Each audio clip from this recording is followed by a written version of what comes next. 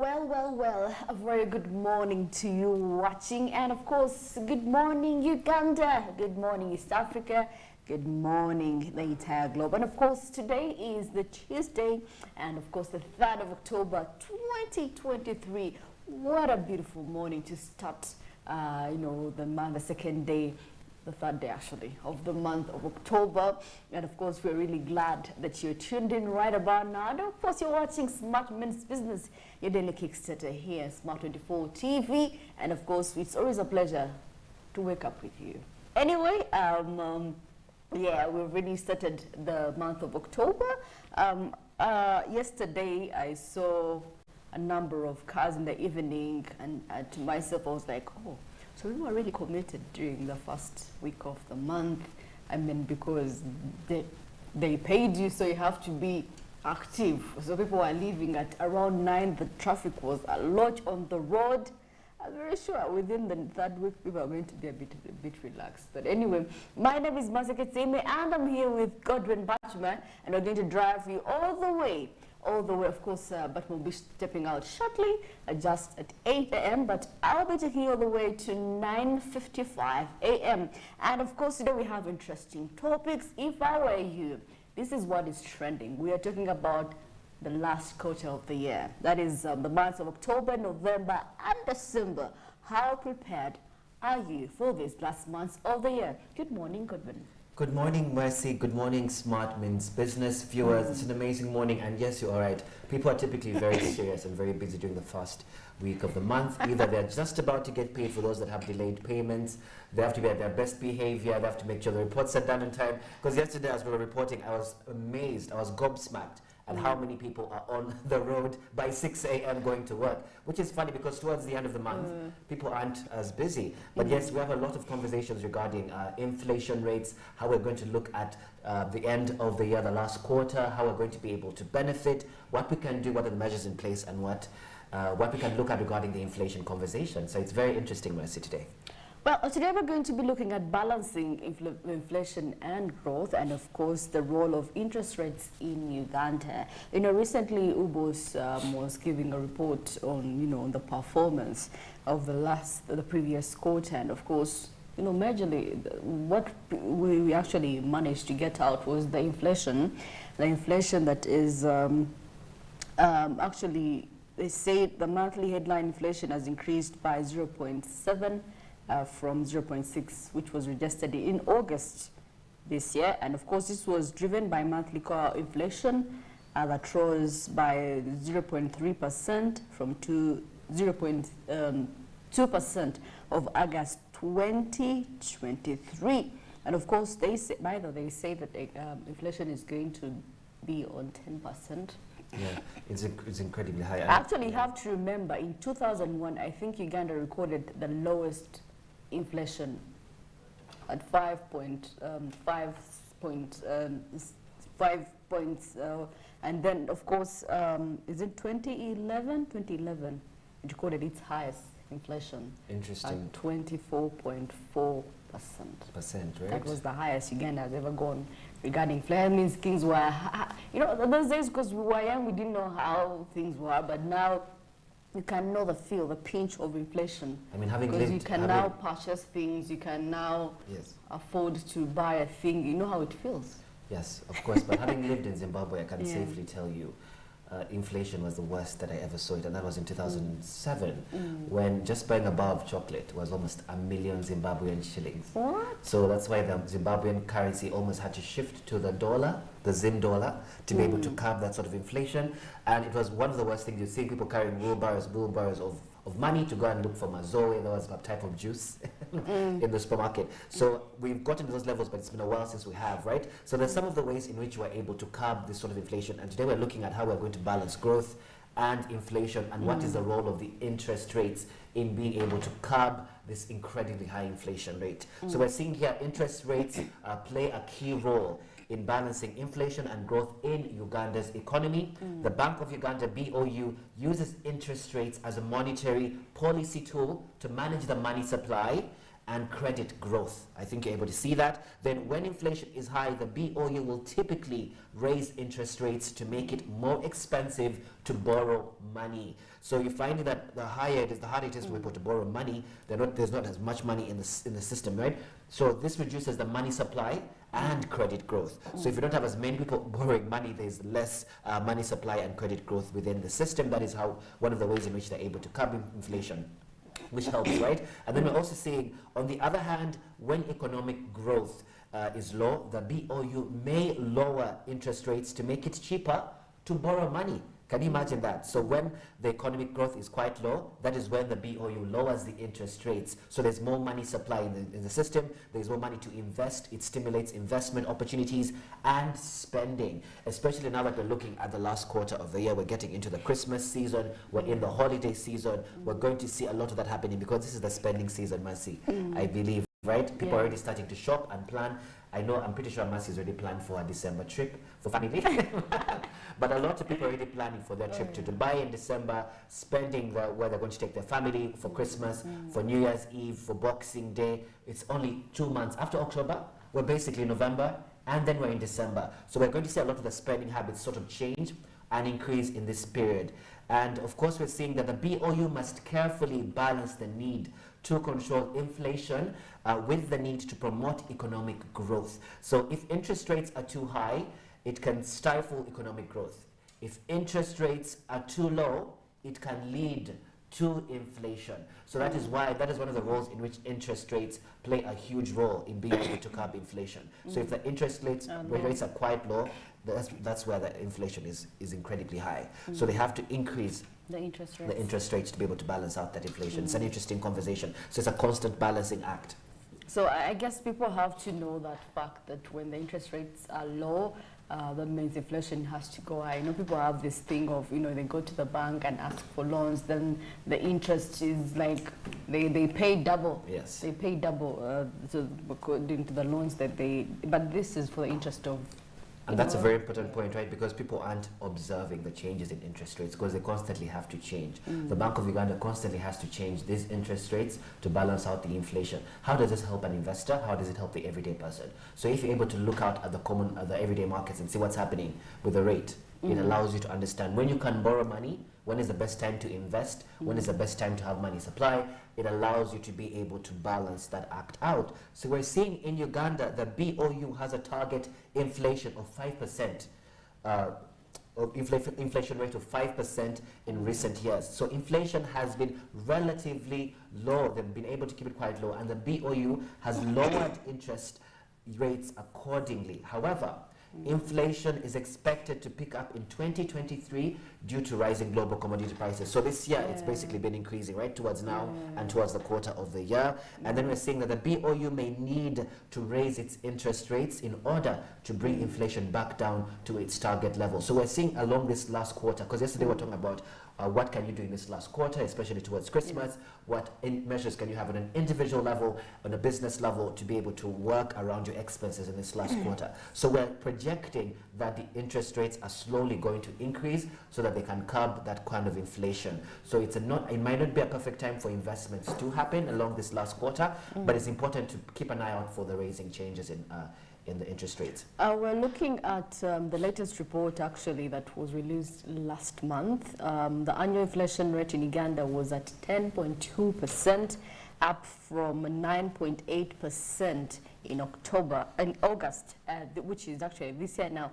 The increase was attributed actually to the rise of prices of food, non-alcoholic beverages, which increased by 11.8 year on in September 2023. Yes. So the food has gone up, as you can tell. Milk that was 1.8. The prices of fuel have prices really have gone up. I was just passing by a fuel station and it's over 5,400 in some stations. And of course some stations like Starbucks is 4,950, it's just a difference of 50 cents. But we're seeing that it's quite high and they're competing with their prices. Which is what I talked about before, is when the big dogs like Total start to increase their prices, then the other smaller dogs like Starbucks, Fuelex are also going to be forced to increase their prices. So there has to be someone to regulate those prices. Have you realized recently that the amount at which people consume Starbucks products? Yes, It's right. overwhelming. I don't know, maybe it's because it's affordable. It's a branding issue. I think they marketed themselves like how Airtel marketed itself to take its market share and said, you know what, MTN is more like the corporate brand. Let's come in as this brand for the everyday person, or Wawansi,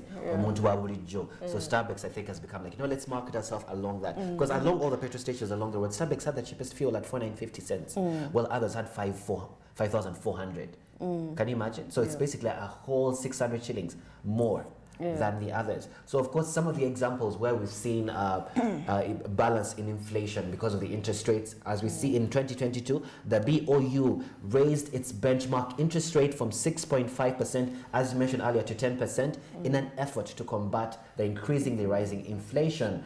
Then, of course, one of the importances of having this interest rate increase, of course, is to promote economic growth. If economic growth is low, the BOU may lower interest rates to make it cheaper to borrow money. This can stimulate investment and spending, which can also boost economic growth. So, for example, in 2023, the BOU lowered again its benchmark rate from 10% to 9.5%. This is earlier this year, in an effort to support economic growth. So the BOU's use of interest rates to balance inflation and growth is a complex and a challenging task. However, it's an essential tool for managing the Ugandan economy. So as we mentioned earlier, Mercy, it's a constant balancing act. They have to constantly balance out the act and see, listen, it's a hard tool to be able to look at the emerging markets, look at the markets and say, okay, now we need to increase the increasing rate. You get the interest rate has to go low, the inflation is increasing, so you have to constantly monitor. Yeah, and of course, you was saying, actually caution people to spend appropriately. Exactly. If this organization is telling you, that means really you have to adhere to what they're telling you. But anyway, the highest inflation was recorded in Fort Portal at 5.1% for 12 months to September 2023, from 6.0% in August 2023. So Kampala high registered at least 2.0% for the 12 months to September 2023, compared to 2.5% recorded in August 2022. So they were giving a comparison. This year, Fort Portal has had an increase from 5.1 to 6. That's a huge increase. Yes, that means people in Fort Portal are facing a lot of challenges. It is, because one of the challenges with higher interest rates is it makes it much harder for people to borrow money. Yeah. When there's a high interest rate, right? They can't borrow money, so people, because what the government is trying to do is reduce the money supply, so we don't have a lot of inflation. There's too much supply of the money in the system, right? So with high interest rates, that can be a difference of someone borrowing 100,000 before to now having to pay back almost 250,000 for what you borrowed. So you're almost paying back double what you borrowed. So it becomes impossible for people. It's not a viable option for them. It's not plausible. So they end up saying, you know what, I'm not going to borrow, which allows that curbing of the inflation. But on the person, as you mentioned, they have to spend wisely, especially towards this Christmas season. And it's interesting for Fort Portal to have that, because we're going into the Christmas season, and for a lot of Abatoro, they're going back to the village, and imagine having to shop. That means you'll have to shop from here, and then you head to the village in Christmas, if this does increase consistently, right? So of course this allows the government to stimulate growth. And also, this really affects the economy as a whole, right? So there's a constant balancing act for BOU and the system to make sure that either reduce the interest rates or increase them. But it's projected that they are going to increase the interest rate right now because of the rate of inflation towards the last quarter. Well, of course, we're going to be continuing with conversation regarding inflation and, of course, the role of interest rates in Uganda and how it can, help us boost our economy. It is actually, I feel it could be a good idea, though people do not have much knowledge on the importance of the interest rates. Baba Nyigiriza, people feel like, oh, but Nyigiriza nyo. Yes, because that's typically a move for the government. For the normal person, you're struggling, right? You can't borrow those loans. You can't really pay for things at home. For the government, they're looking at it as a necessary measure. It's almost like how someone has to cane you to study. And then you're like, but for the person who's being caned, you're the one who's struggling. But anyway, I just feel like there has to be an increase in supply of food in the market. Right, really. And we're seeing here that at least people can afford. Because the reason as to why there is inflation in most cases is because there is limited supply of food. in the market. Imagine the tomatoes and the onions were at one time 500, an onion at 500 shillings. Exactly. Now, if you're coming from where I stay in Muyenga, buying for 500, you only get one onion. Yes. 500 shillings, you only get a tomato. And then when you go to the market back in the day, 500 shillings will get you about 4. So that's crazy. And we're seeing that the Uganda interest rates have historically been relatively high. This is due to a number of factors, including, of course, the inflation, high risk premiums, and high overhead costs for banks. So, however, the BOU has made progress in reducing inflation in recent years, and as a result, interest rates have also come down. So we're hoping that there's going to be a balance as we continue on. Well, that is it for our morning call. So people spend wisely. I know it's interesting having to spend your money, but you have to be cautious that even at the end of the year, there is beginning of the year, which is more deadly in January. So please save for that worst month of the year. That is January, February. Those first months of the year always. As they always say, January. Anyway, let's get into what is happening in the press.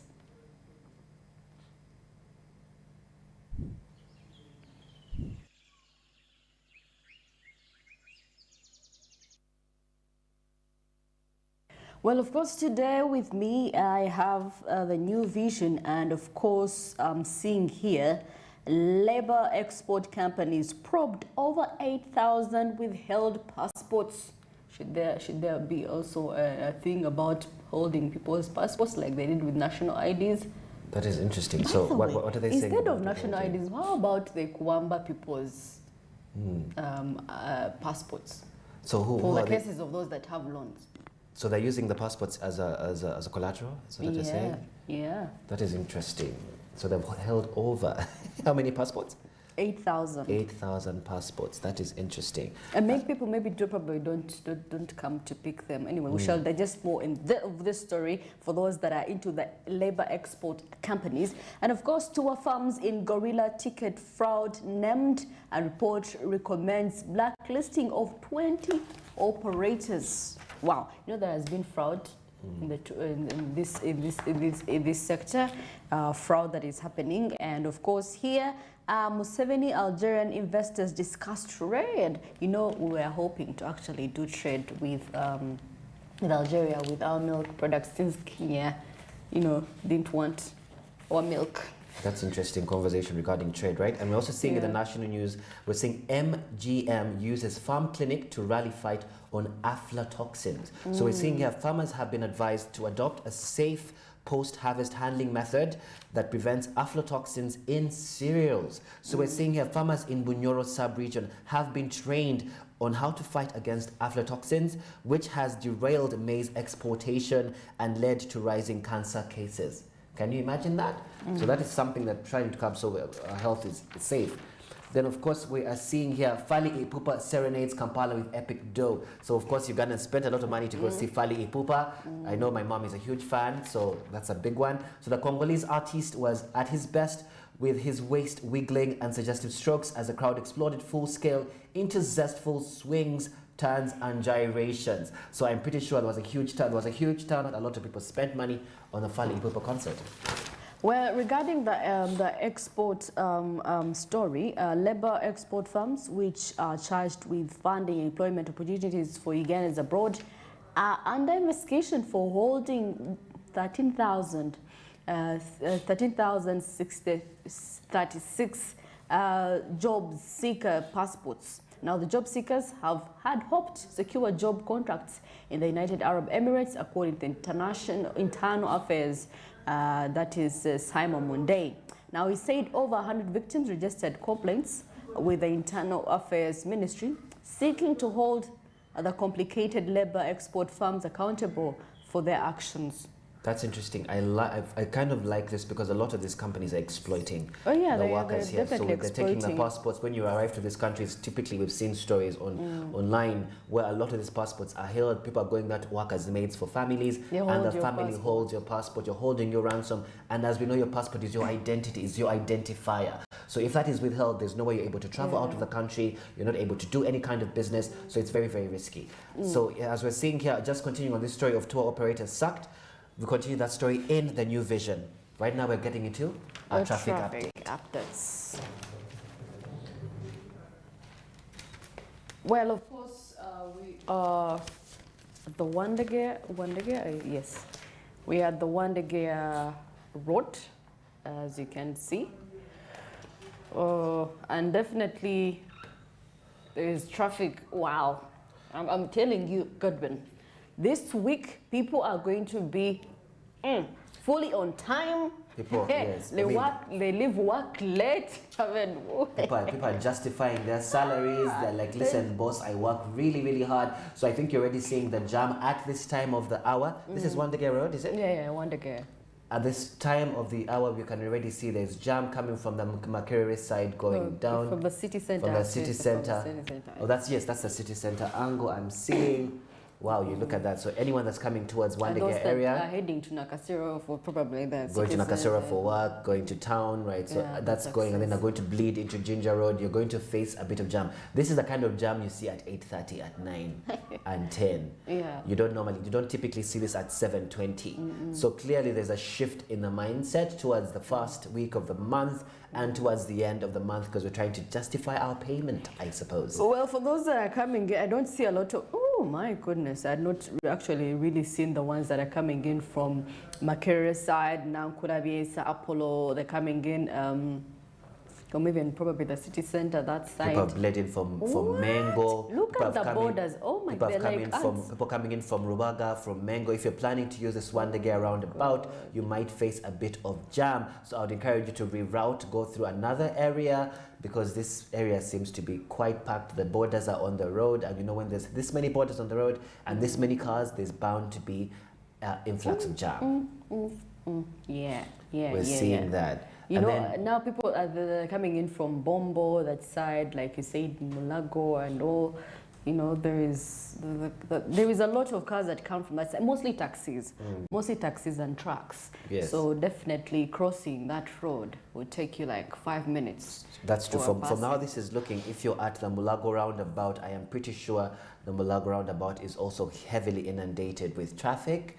So it's an area that we also have to be cautious of. So if you're coming from Owen Road, if you're coming from Kira Road and you're bleeding into Mulago Road and then to Wandegea, you're bound to face a bit of jam from the looks of it here, because the cars are packed. There are many cars on the road as we speak. So I'm pretty sure as you bleed all the way to Mulago roundabout and you continue all the way to Chira and Owen Road, Chitantia Road, there is going to be heavy jam, as we are seeing. So we need to be cautious of that and look at the borders. I like the activeness of Ugandans. It shows, you know, the activeness people are willing to do to go to work and appear. Really. That's what we call take a cent of Take us. It depends. If they have given you money, why wouldn't you show up for work? I mean, do you know, it gives morale people. They're like, okay, I have reason to wake up in the morning. Wow. So they let me head off, which is very interesting. Right? But by the time you start to see borders in jam, then you know the jam is heavy. If the borders aren't moving, I tell you, the jam is starting to come. So we're seeing the cars that are bleeding in from Mulago area, Mulago roundabout are being released. So there's a slight movement in that part. That is a road that is quite clear. If you're coming in from that side and you're bleeding into Nakasero side, you're going to going all the way to Ginger Road, you might have a chance to be able to move. It's slightly starting to move. But of course, I'm sure there's so many traffic officers and it's dependent on them. The traffic officers dictate, not the traffic lights. Yes, they dictate. Because I don't think Ugandans could actually, if there were traffic lights, I don't think Ugandans would actually just pass. Because there are actually traffic lights along that roundabout. But there has to be a traffic office as well. You know how we are. So it shows red and it's going. It shows green and it's stopped. So it's not really, we don't really follow the traffic lights, do we? I mean, people are color blind. They mistake orange for red. It's true.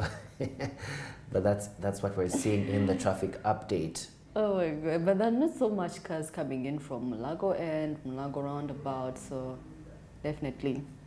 Anyway, that is it for the traffic update. Hoping you already know the situation. So if you're from Nankulawe, if you're from Kasubi, please Just know. Mango area, all that area, Rubaga. Just know you're in for it. You have to wait for around 5 to 7 minutes. But anyway, that is it for our traffic updates. And we are here driving you all the way. We're in the first hour of Smart Men's Business. You're the Kickstarter. And of course, we are proudly brought to you by Zabu. Zabu says your money is indeed your future. So if you want to invest in bond securities and you're really feeling the money is itching, please, now Zabu says, you can reach out to them if you dial *292#, and that is the SST code. You can follow the prompts. You can learn about the products, or you go straight to the point. You can buy, you can sell. There are maturity periods from 0 to 2 years till 16, 20 years, so depending on how you want your money to stay in there for. So Monday to Friday, those are the working days. And today being Tuesday, that means Zabu is going to be operational at 8:15 a.m. So when it clocks 8:15 a.m., just dial that USSD code and start off. And of course, the ending time is 3:15 p.m. What a lovely way to end the day at 3:15 p.m. That means you have extra hours to do what you're supposed to do. And of course, they are powered by Otex East Africa, telling you to do something new. It's the new month of October 2023. Well, of course, Smart Men's Business goes for a short commercial break. By coming up is East African news and international news. Stay around.